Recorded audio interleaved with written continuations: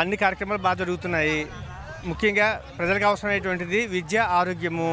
ఈ రెండు కార్యక్రమాలు చక్కగా జరుగుతున్నాయి. అంతేకాకుండా పేద ప్రజలు, ఆంధ్రప్రదేశ్లో పేద ప్రజలు కూడా జీవన ఉపాధి పెరిగింది.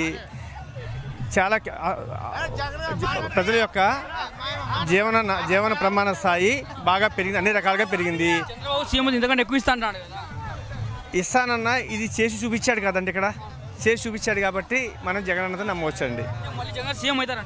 ఖచ్చితంగా టీడీపీ, జనసేన జగన్ ఓడించామన్నా కలిసి ఓడించిన ఎవరి స్థానం వాళ్ళకు ఉంటుందండి. ఆల్రెడీ ఆయనకి స్థాయి పెరిగింది తప్ప ఎక్కడ తగ్గల. ఆయన ఇచ్చిన పథకాల లబ్ధిదారుల సంఖ్య పెరిగింది తప్ప గతంలో అక్కడ పార్టీ రహితంగానే ఆయన అన్ని సీట్లు వచ్చాయి. ఈరోజు పార్టీలకు అతీతంగా అన్ని వర్గాల ప్రజలు అన్ని పథకాలని అనుభవిస్తున్నారు.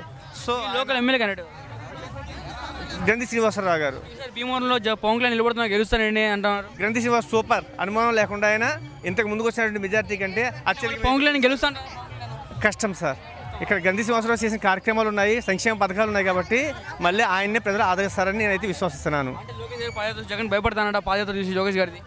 అలాగేమీ లేదు సార్. చక్కగా మాకు ఇక్కడ గ్రంథి శ్రీనివాసరావు గారు ప్రజలతో మమేకం అవుతారు సార్. ఈయన ఇప్పుడు పవన్ కళ్యాణ్ గారు అయితే వెళ్ళి ఎక్కడో ఉంటారు, కానీ ఈయనైతే గ్రామంలో ప్రతి వార్డులో ప్రతి మనిషికి అందుబాటులో ఉంటాడండి ఈయన.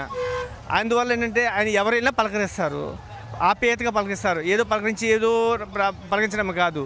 కానీ పొలిటికల్ లీడర్స్లోనే నెంబర్ 1 పొలిటికల్ లీడర్ మా గ్రంథి శ్రీనివాసరావు గారు సార్. అద్భుతమైన లీడర్.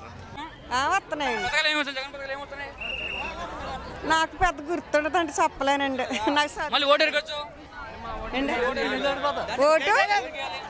జగనానికి వేస్తామండి. మరి పరిపాలనిస్తున్నారు కదా.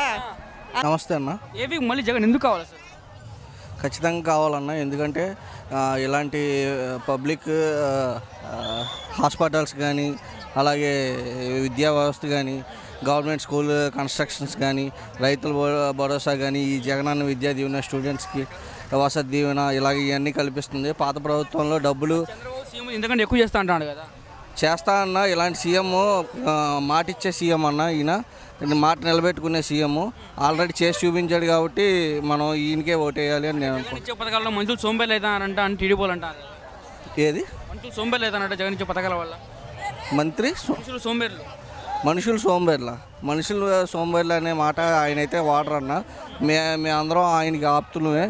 ఆయన ఖచ్చితంగా మమ్మల్ని మంచిగానే రిసీవ్ చేసుకుంటారని మేమైతే ఖచ్చితంగానే అనుకుంటాం. అంటే జగన్ మీటింగ్ పెడితే మనుషులు డబ్బులు ఇచ్చి మీటింగ్ రప్పిస్తాను టీడీపీలు అంటారు మీటింగ్లలో. అలాగేముండదు అన్న. ప్రజల అభిమానంతోనే ఆయన మీటింగ్ అనేది ఖచ్చితంగా వస్తారు. జగన్ అంటే ఎందుకంటే అభిమానం అన్న? జగన్ ఆయన సినిమా హీరో కదా అసలు, ఎందుకంటే ఆయన అభిమానం మీకు? అశోకుడు చక్రవర్తి ఉన్నాడు, ఆయన మహా ఎదురులేని లీడరు. ఆయన ఎలాగో మా జగన్ గారు కూడా అంతేనన్న.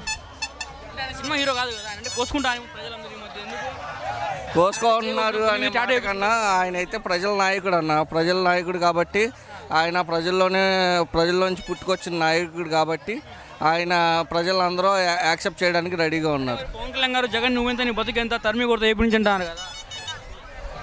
అవన్నీ అయితే అనవసరం అన్న. ఈయనే నెక్స్ట్ సీఎం కింద వస్తారని మేమైతే ఖచ్చితంగా. ఎమ్మెల్యే ఎవరైనా ఇక్కడ గ్రంథి శ్రీనివాస్ గారు. ఈసారి భీమవరంలో పవన్ కళ్యాణ్ నిలబడతా అంటున్నారు, నేనే గెలుస్తానంటున్నారు. ఆయన నిలబడినా సరే లాస్ట్ టైం ఆల్రెడీ చూశారు. లాస్ట్ టైం ఇదే పవన్ కళ్యాణ్ గారు ఇక్కడ నిలబడ్డారు. పొత్తు పెట్టుకొని వచ్చారు కదా. ఎన్నిసార్లు వచ్చినా సరే జగన్ గారే సీఎం అవుతారన్న.